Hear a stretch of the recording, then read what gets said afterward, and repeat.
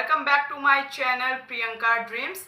ये ब्लॉग को देखने के लिए शुरू से अंत तक आपको बने रहना है और इस ब्लॉग में मैंने डेली रूटीन पे क्या मैं अचीव कर रही हूँ दिन प्रतिदिन पढ़ाई के स्तर पे वो चीज़ बताया है और थोड़ा सा एग्ज़ाम को लेकर के सिविल सर्विसेज एग्ज़ाम को लेकर के थोड़ा बहुत पैटर्न बताया है।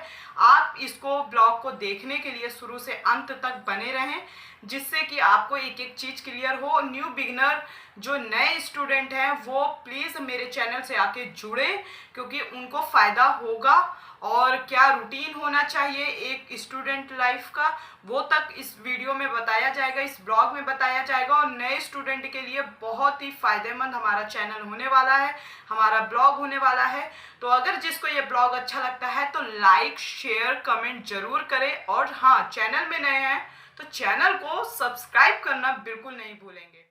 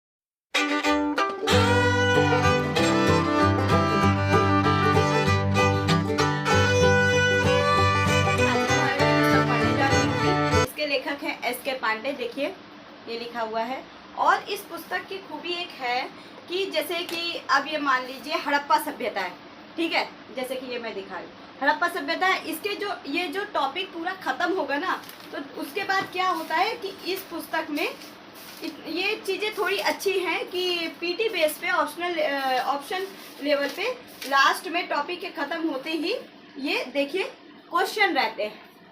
ये देखिए आपको दिख रहा होगा, तो ये क्वेश्चन भी रहते हैं। तो इससे क्या है, थोड़ी बहुत हेल्प मिल जाती है। जैसे कि आपने क्वेश्चन पूरा टॉपिक पढ़ लिया, ठीक है, फिर उसके बाद आपको तुरंत जस्ट उसके पीछे 10-15 जैसे कि अभी इसमें है ठीक ठाक क्वेश्चन है। टोटल क्वेश्चन है इसमें इस हड़प्पा सभ्यता से लेके टोटल 120 क्वेश्चन है, सोचिए आप।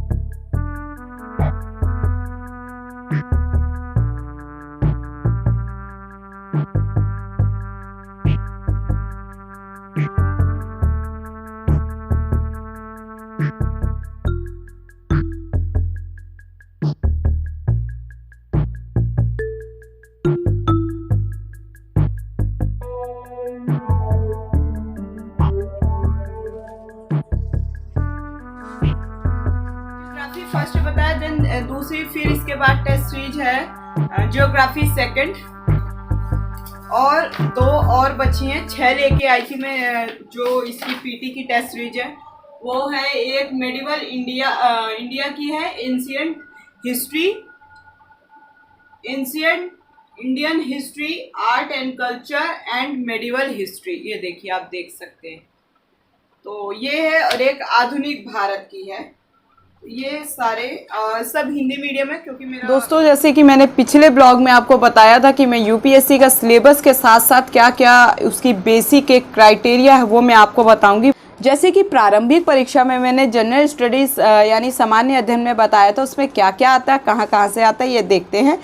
राष्ट्रीय और अंतर्राष्ट्रीय महत्व की समसामयिक घटनाएं से पूछे जाते हैं क्वेश्चन, यानी करंट अफेयर से आपके।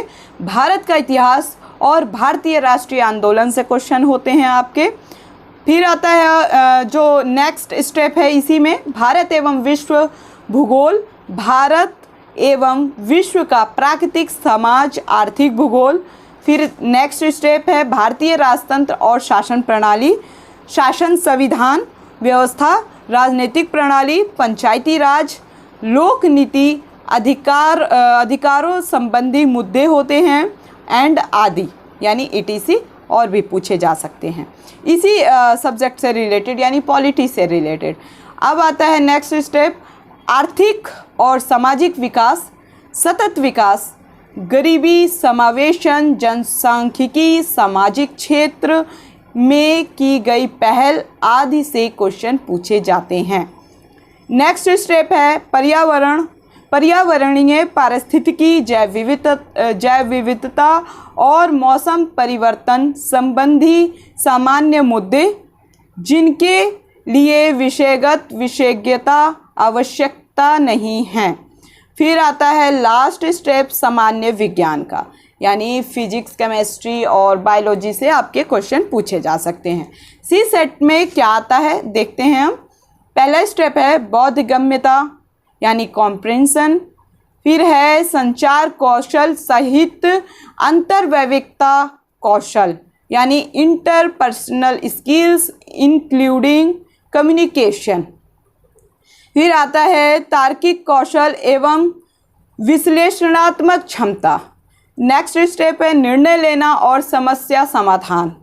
फिर है नेक्स्ट सामान्य मानसिक योग्यता।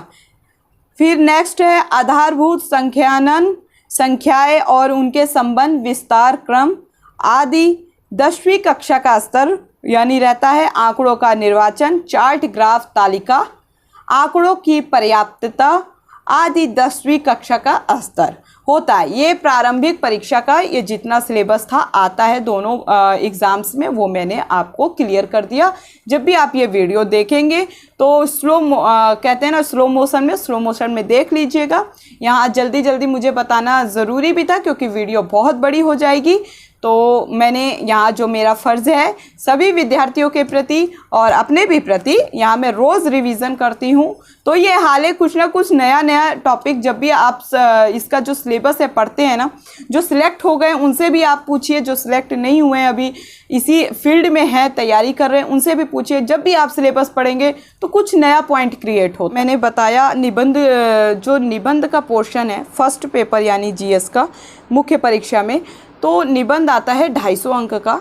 कई टॉपिक होते हैं, करंट इश्यूज से रिलेटेड भी टॉपिक होते हैं, आपदा प्रबंधन और सुरक्षा से, सिक्योरिटी बेसिस से क्वेश्चन निबंध होते हैं, महिला सशक्तिकरण से रिलेटेड होते हैं, बहुत से मुद्दे होते हैं, मतलब बहुत से जो मुद्दे हैं, इश्यूज़ हैं, उनसे रिलेटेड आपको टॉपिक दे दिए जाएंगे 5-6, और उसी में से आपको उठा के कोई टॉपिक जो आपको अच्छा लगे, जिसमें आप लिखने में कंफर्टेबल हो, लिख सकते हो, वो टॉपिक आप लिखिए। फिर आता है पेपर जनरल स्टडीज़ का सेकंड पेपर, जो होता है जिसमें आता है भारतीय विरासत और संस्कृति, विश्व का इतिहास एवं भूगोल, विश्व और भारत का दोनों का, एवं समाज। तो ये 250 अंक का ये भी पेपर होता है। अब आता है जनरल स्टडीज़ पेपर थर्ड, जिसमें आता है शासन व्यवस्था, संविधान, शासन प्रणाली, सामाजिक न्याय तथा अंतर्राष्ट्रीय संबंध।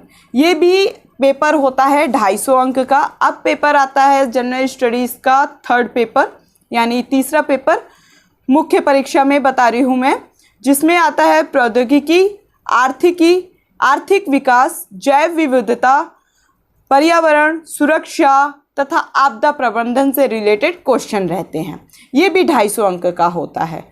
और अब आता है लास्ट पेपर, फोर्थ पेपर सामान्य अध्ययन का, नीति शास्त्र, सत्यनिष्ठता और अभिरुचि, इससे रिलेटेड क्वेश्चन होते हैं। ये भी 250 अंक का होता है।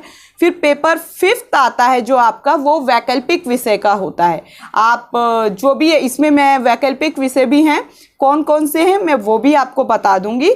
अभी वैकल्पिक विषय जैसे मेरा अभी तक था दर्शन शास्त्र, तो मेरा नहीं हो पा रहा था उसमें, तो मैंने अभी इसी साल मैंने ऑप्शनल पेपर चेंज किया है, हिंदी साहित्य रखा है। तो जो भी मुझे अब ठीक लग रहा है, अगर हिंदी साहित्य में मैं कंफर्टेबल हूँ चीज़ों को कलेक्ट करने में और आगे मेंस एग्ज़ाम में उसमें लिखने में, तो मुझे हिंदी साहित्य कुछ मुझे लगा कि हाँ मुझे अपना ऑप्शनल पेपर चेंज करना चाहिए, देन मैंने चेंज कर दिया और इसी साल किया है। टोटल ये जो मेंस होता है ना, मेंस एग्ज़ाम होता है, मुख्य परीक्षा, अगर आप 250 नंबर अगर ऐड करते हैं तो टोटल ये पूरे 1750 की मुख्य परीक्षा होती है आपकी। टोटल 1750 की होती है मुख्य परीक्षा। और जो आपका ये होता है इंटरव्यू होता है वो 275 का होता है। 275 नंबर का इंटरव्यू आपका होता है। अब वो इंटरव्यू बोर्ड एग्ज़ामिनर के ऊपर होता है, वो कितनी देर आपका इंटरव्यू लेते हैं, वो टाइमिंग उनके ऊपर निर्धारित होती है कि आप किस तरीके से क्वेश्चन का जवाब देते हैं, उसी अनुसार आपकी टाइमिंग बढ़ती है और घटती है। फिर ये जो टोटल परीक्षा का जो एक परिणाम है, जो एक टोटल नंबर है, वो होते हैं 2025। 1750 प्लस 275 टोटल हो गए आपके 2025 अंक में से आपको फाइनल जो मार्कशीट आती है, फाइनल रिज़ल्ट आता है, उसमें पास होने तक के लिए मार्क्स लाना ज़रूरी होता है।